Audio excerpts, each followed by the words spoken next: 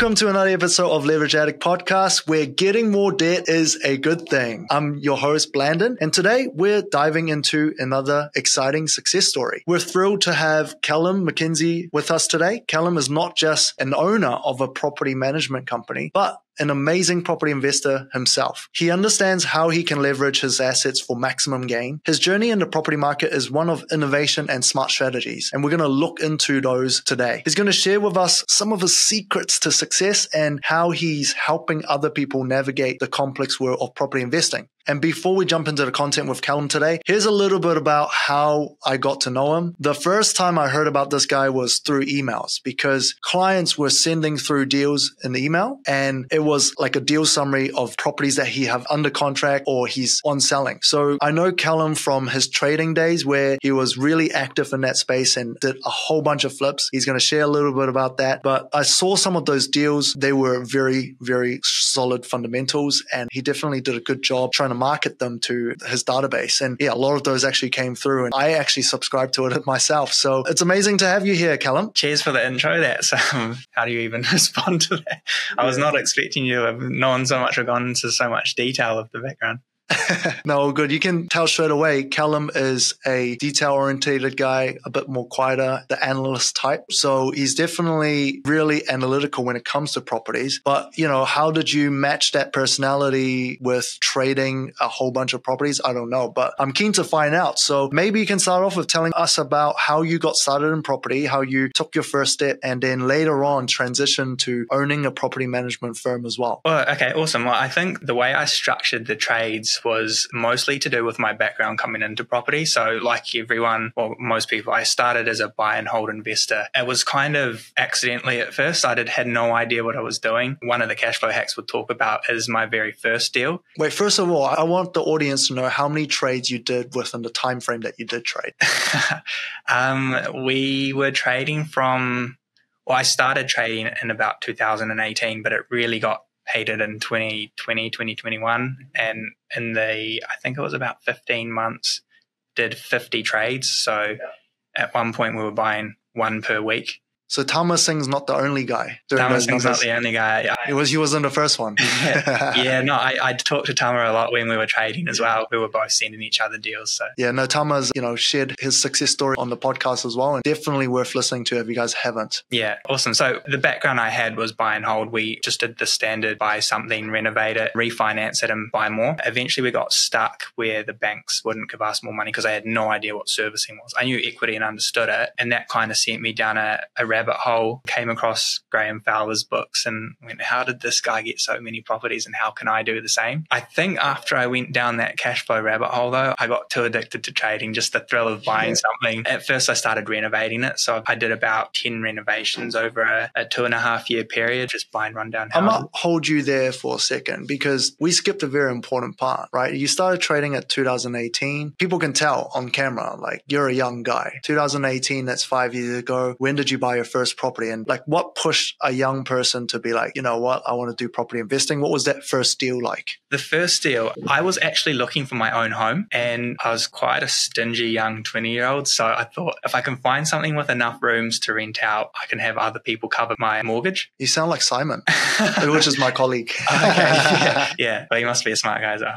I ended up buying a 3-bedroom house, adding a couple of bedrooms to it and living downstairs myself. And just that, I guess, got me on the track of going, well, if I bought something else, how do I get cash flow out of it so that I don't have to pay the mortgage? I didn't want to be topping up mortgages. And then that's how I came across. So another term for that, it's very popular. It's called house hacking. So essentially you wanted to have a house, you can live in it, but you don't have to pay for it. So I had flatmates all move into the house and I got it to at the time, cash flow neutral stage. And we had a lot of equity that we managed to create doing the renovation. Tell me about that property, because I've seen that property on the pictures, right? You bought this place where there was a huge basement. It was a pretty big one. And you saw another house, you said. Yeah, I saw a house under the house. So The whole thing is just over 200 square meters, and it was only a 3-bedroom upstairs that had been well renovated by a trader. I didn't understand what a trader was at the time, but they bought it, renovated, and sold it to us. And the downstairs was this huge workshop area, like a 90 square meter space. We could have put more bedrooms in there, but because I wanted to live in it myself, I didn't want to overcrowd it. We put another 2 bedrooms downstairs, and then went back to the bank and said, hey, we've done this,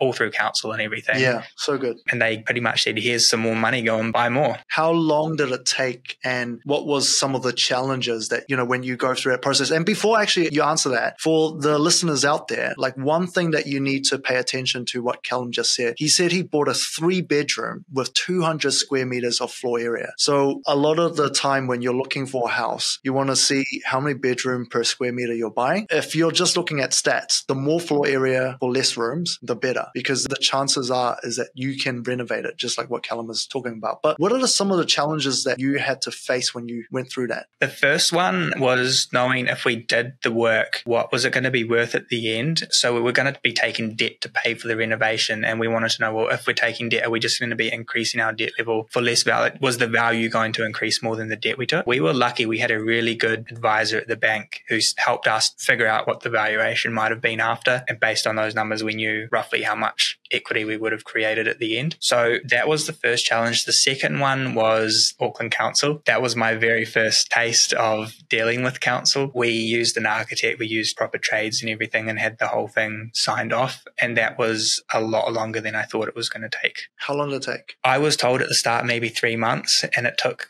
more than a year. Yeah. Yeah. I love it when clients come and just like, hey, I'm going to, build a house, subdivide this house and do it in 8 months to 12 months. And then I'm asking them like, oh, is this the first one that you're doing? And then, yeah, it's my first one. And I was like, okay, we have to extend that timeline a little bit. Rule of thumb is if a consultant tells you something, double the timeline and probably increase the budget 50%.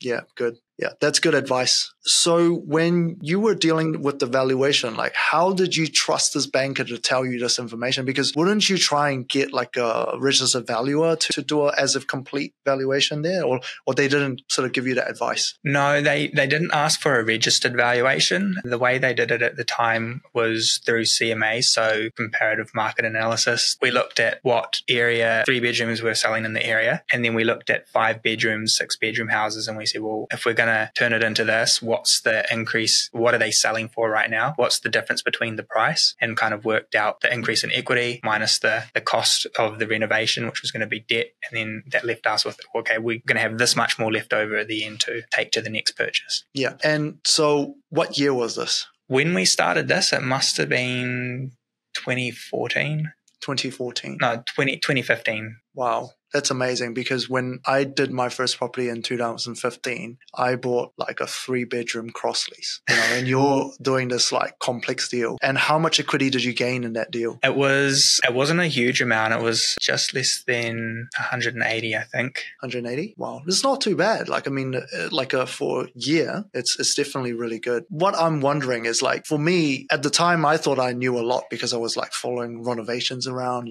check out properties that they were renovating, trying to learn all about that. Like for a young person, early 20s, to be like, yeah, I'm going to buy this property where I don't pay for it. What was the inspiration? Because it has to come from somewhere. The ballsiness of being able to buy this house and turn the basement into another house is like, it's not natural. Who's inspired you? My family don't come from a property background, so none of them were investors. But I have to say my parents, they're entrepreneurial. My dad ran a company with quite a few staff, and it was throughout the whole country. And I guess he was experienced as a business owner to understand numbers. So yeah, there was a lot of support, I guess, to say, well, I don't know, just take a logical approach, look at the numbers, and if it works, just go for it. And there was points when I said, no, I don't want to do it, because I think, it was my very first deal. I barely knew what a sale and purchase agreement was going into this, like how to even sign one. And there was points where I said, I don't want to do it, I might back out. And the thing he said to me going into the auction, we purchased this auction, he said, if you don't bid to the number you told me you're going to, I'm going to bid and I'm going to buy it instead. And I thought, okay, no, I want to do the project. So he kind of gave me that final push. Yeah. Well, that's so good. Not a very common story, between father and son. So I'll be pushing you to buy the property. Yeah.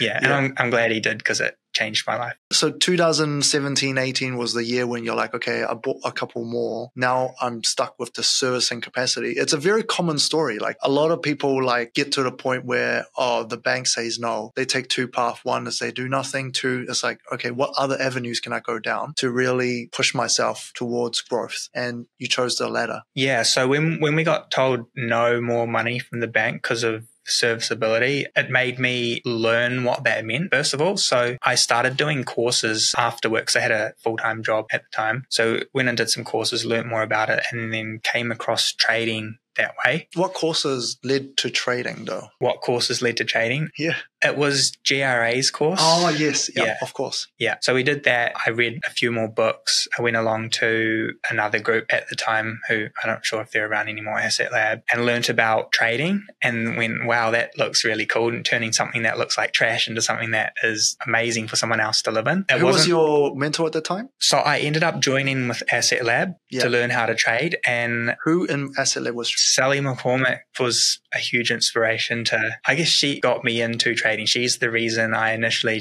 maybe my first renovation, she supported me a lot. And after that, it was just like a snowball effect. I just wanted to buy more and more and keep renovating them. So if you guys don't know, check out the YouTube channel. Sally actually have 2 episodes with us. One where she showed like a deal, like step by step, all the numbers, what does she go through? And then another one just more about her story. So definitely check that out. And if you guys don't know already, we've got a coaching program, but it's only offered to our Property Formula Workshop clients. So if you're needing somebody to hold your hand and you really want to learn more about properties, then check out our Property Formula Workshop. And then if you still need a bit more handholding, Sally actually contracts to some of the coaching that we do as well. So definitely check it out. But back into your story, Callum. So now you go on this trade thing, 2018. What was the pivot point to like, okay, I'm going to scale this thing? I think it was just the thrill of the deal. At that time, I learned I love closing deals and I love selling a renovated property. So such a soft-spoken guy.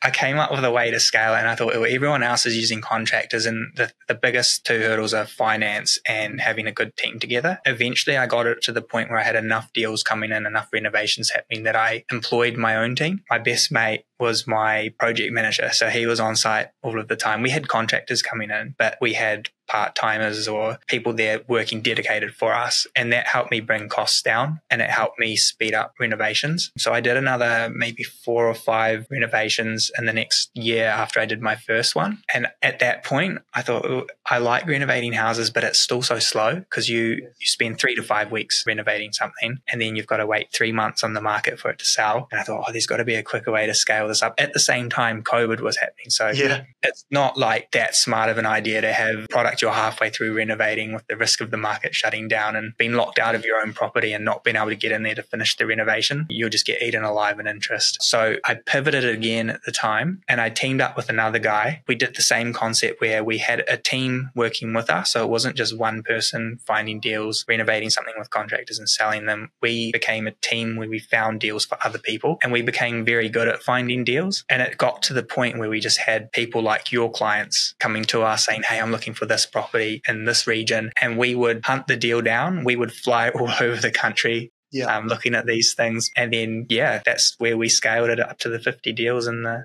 year and a half over 2021. That's so good. And a lot of the deals that I saw your later work were the land bank deals where you're buying like land banks and on-selling potentially double settlements where you get under contract unconditionally and then you on-sell it before you sell it. So you go from scaling the trading to rental property management. What was the next pivot point? Like what got you to the next thing? Again, as finance that caused me to pivot. So after we were trading, we were doing 2 things trading. We were finding cash flow deals for people and we were finding land for developers. I ended up purchasing 3 properties at the end of 2021 as development properties. So I was going to settle them and either build them and hold them or build them and sell them. And not many people say, but it's really hard to finance when your sole income is trading property. So you can earn a really good amount of money, but to take that money to a bank and say, hey, here's my income, they're just going to laugh you out the door and say, what happens when the market stops? Which ironically it did. Yeah, because you didn't believe it, but the bank's seen it. Yeah, the bankers seen the bank's more experienced.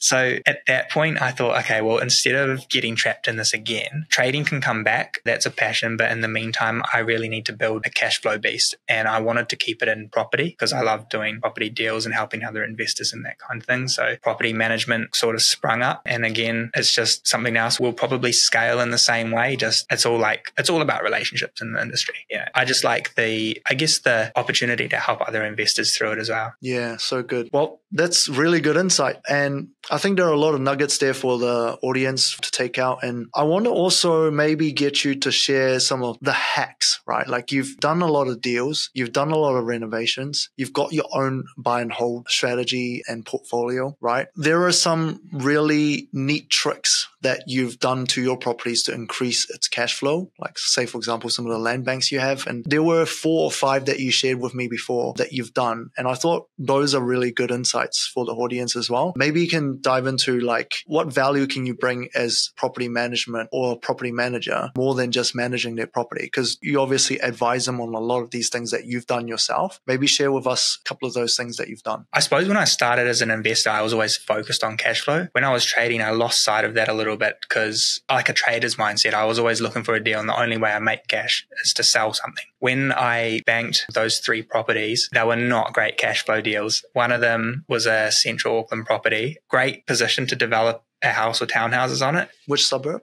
In Mount Albert, but I was pretty much losing $400 or $500 a week. And that was when rates were really good interest rates. When interest rates started raising, or I'm not sure what they were up to when I decided, oh crap, I've got to do something about this. I think it might have been 6 or 7%. I thought, okay, what do I need to do to get this thing to just at least break even? Because otherwise it's going to be burning a big hole in my pocket. And I had 2 other properties that were very similar, going to start doing the same thing. And in 2022, 2023, trading wasn't good. So I needed the cash flow. It kind of forced me to think about ways to do it. The first one, this is the best cash flow hack that I've come across for, I guess, just a standard investor to do, anyone to do. We had this brilliant space in the front lawn and I thought, okay, well, I'm going to go and purchase this cabin, a tiny home. Yeah. And we dropped it on the front lawn. At the time, I didn't know if it was going to work, but I thought, well, again, everything around me, looking at other Airbnbs and things on the market, this thing should work as an Airbnb here. And we did that, and that booked out 99% of the time. Really? For $100 to $200 a night, and we doubled the income of that property.